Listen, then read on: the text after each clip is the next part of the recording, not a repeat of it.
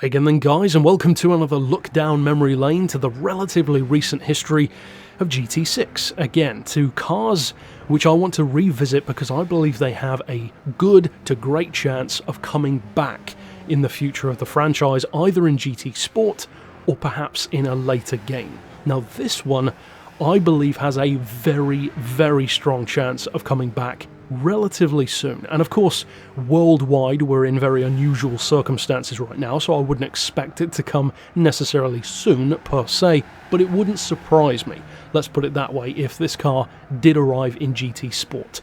Because it's such an iconic car, it's such a good one, and it's easily one of the best super saloons we've ever had in Gran Turismo. I can still remember, in fact, when it was first included. Back in Gran Turismo 4, I was around 10 years old at the time, wasn't super familiar with BMW M cars or why they were so good. I knew about the M3, the 8 Series was a favourite of mine from Gran Turismo 2, but apart from that, I wasn't hugely into them. Of course, my favourite Beamer didn't exist yet, the i8.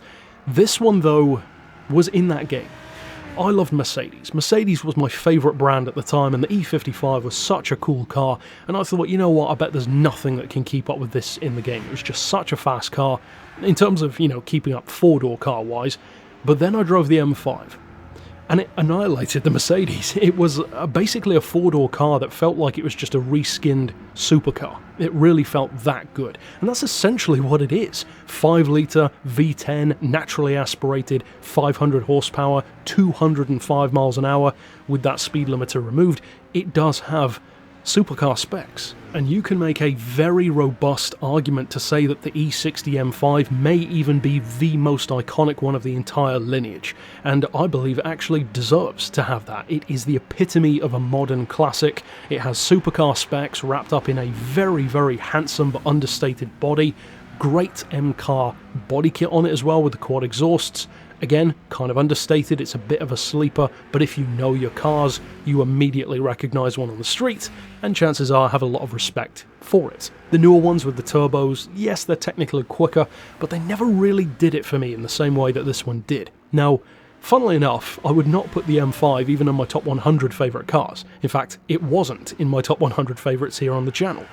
But I do like it a lot. I have a huge amount of respect for it. I think it's a great looking car, and it's extremely quick. However, after playing GT Sport, going back to this game, how does it feel now? Because of course, the physics are drastically different. Well, I would say there's a couple of good points and a couple of not so good points. It's an M5 at the end of the day, so the bad points are never going to be too bad. It's an icon for a reason. I would say that it is very popular, which is obvious. It's very fast, which is again fairly obvious.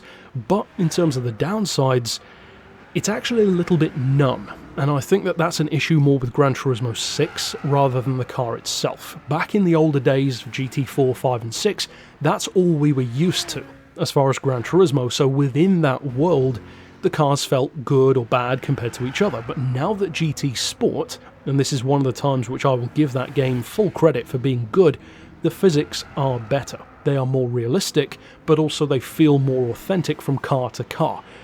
If the M5 was in GT Sport, it would feel great, I have no doubt about that. Going back to GT6's physics though, it feels very numb through corners. It just feels like a generic four-door car. With that being said though, 500 horsepower, although a lot, doesn't sound quite as crazy by today's standards. You've now got Cadillacs putting out 640, even Beamer themselves are putting out way more, and this car is still very heavy at the end of the day. It's an 1855 kilo car. That's around the same weight as a Veyron. That's pretty hefty for what it is, especially given that it's got half the power of a Veyron. Now, 500 horsepower is a great amount to be working with. It's not hugely torquey, which is not surprising for a naturally aspirated V10.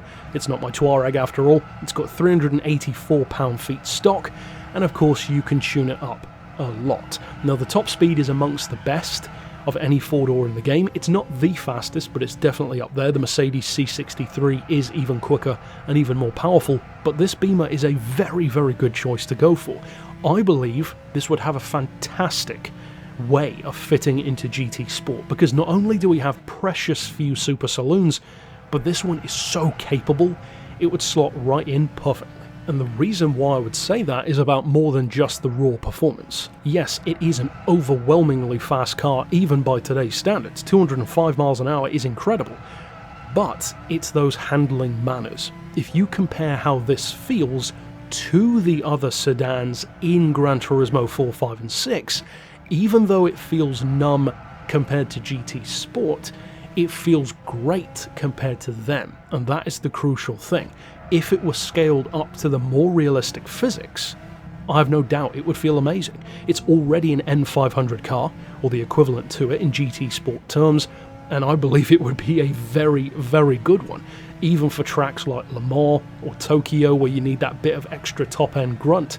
Well, that's exactly what the M5 gives you. And even though it's never going to be a flyweight, one of my favourite things about this E60 M5, and this goes for a lot of modern M cars, in fact a lot of modern performance cars in general to be honest, a trend which kind of started with this vehicle and the Nissan R35 GTR when that first came on the scene. The concept of a vehicle which actually went against what many of us thought was a good idea for many years.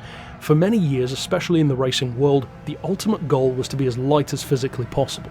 But in a production sense, especially once you come into the year 2000 and onward, we started to realise, and engineers started to realise, that actually making a car heavy is not a bad thing, as long as the things that make it heavy are to do with its performance. So it's not just a big heavy car. The Nissan GTR is heavy because it's so packed with performance related technology. So at the end of the day you have modern superbikes which weigh 10, 20, 30 kilos more than they did a decade ago, but they're still quicker. Likewise with cars. This E60 M5 weighs hundreds of kilos more than previous generations of M5. Of course, you compare it to something like an E28, it's not even close.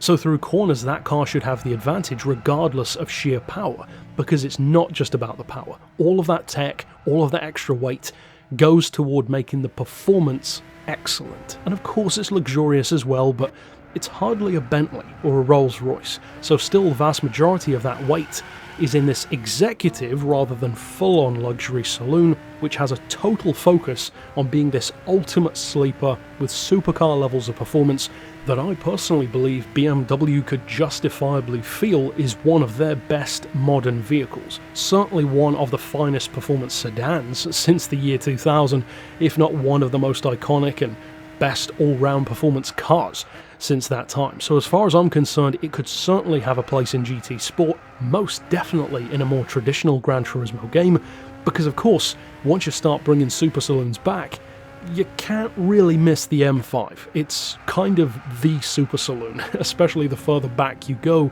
and there were fewer and fewer rivals for it. Ultimately though, that's it for my thoughts on the M5. I know many of you absolutely love this car, and I would certainly love to see it come back. So tell me your thoughts down below. Did you love this car in the older games? Have you maybe never played the older Gran Turismo games? Would you then love to see it featured? Tell me down below, and of course stick around on the channel for more. But for now, as always, thanks for watching.